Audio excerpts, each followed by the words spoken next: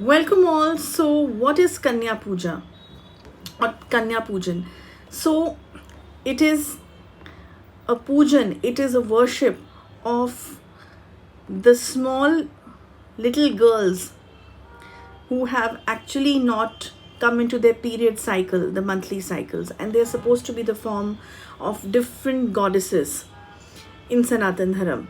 Okay, and in every Navratri, it is a ritual and a very beautiful ritual of worshipping all those small little girls in the form of goddess, different forms of goddess. Okay, and many of you ask this question from us that whether it is the 8th day of the Navratri or the 9th day of the Navratri, that is the Ashtami or the Navami, which we call, we should be worshipping or doing the Kanya Puja. Which is the best day? Some of the people, they carry forward with this ritual and this beautiful process on the 8th day, and some of you do it on the 9th day. I would recommend you that as per the complete circle that needs to be completed in the Navratri days and the timings, it is always the best to do it on the 9th day. Why? The reason is that on the 9th day, because it's Navratri, right?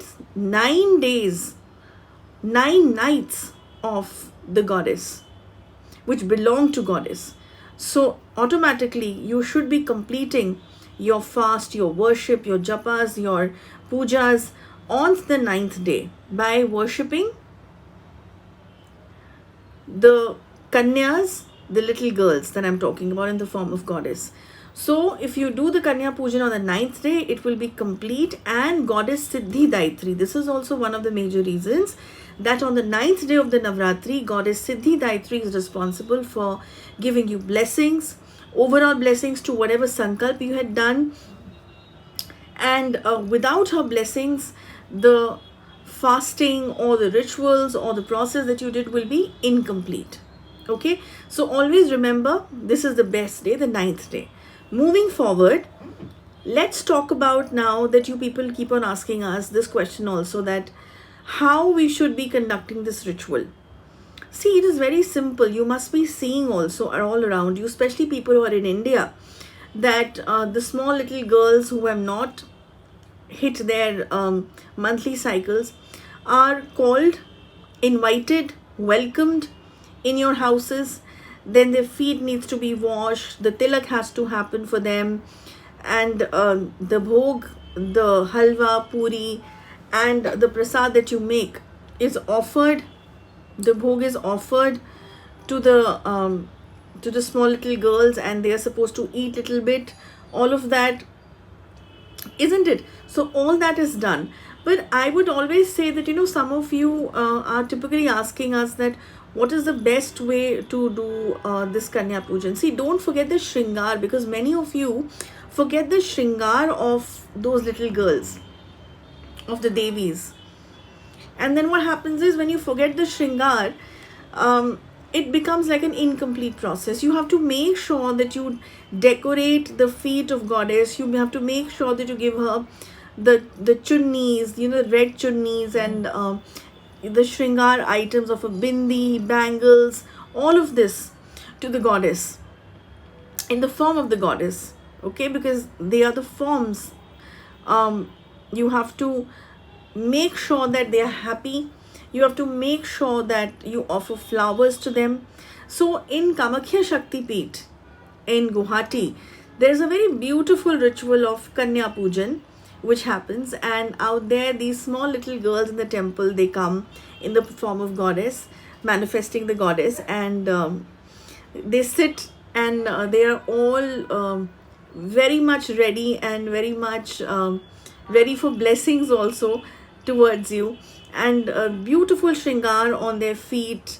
Will the alta, with the red alta, is done. You have to do it. The pandas which are there, the pandits who are there, they make you do this process. They guide you that how you need to do this. So a complete puja is done. The pujan is done in a very beautiful manner. So it depends on you that you want to do the Kanya Pujan for one Kanya, for 2, for 3, or the whole 9 of them. That really depends on you. Okay, so I always recommend that if you really want to see that how the Kanya Pujan has to happen, and if you're visiting Kamakhya Shakti Peeth in Guwahati, you must contribute to this beautiful ritual, and you will learn a lot. You will get the feel of the goddess being around you. You will get the feel of those little girls in the form of goddess, in different aura and in a very different blessing way. So yes, this is what is needed. The shringar is very important. The red green bangles, the clothes, the sari, or any cloth material. See, you are basically manifesting that these small little girls are the forms of goddess. Now it really depends on you that what out of love and emotion and devotion you want to offer to the goddess. There is no hard and fast rule for it, but I always recommend that the shringar is supposed to be a very important and a very pleasing thing for the goddess, for her happiness.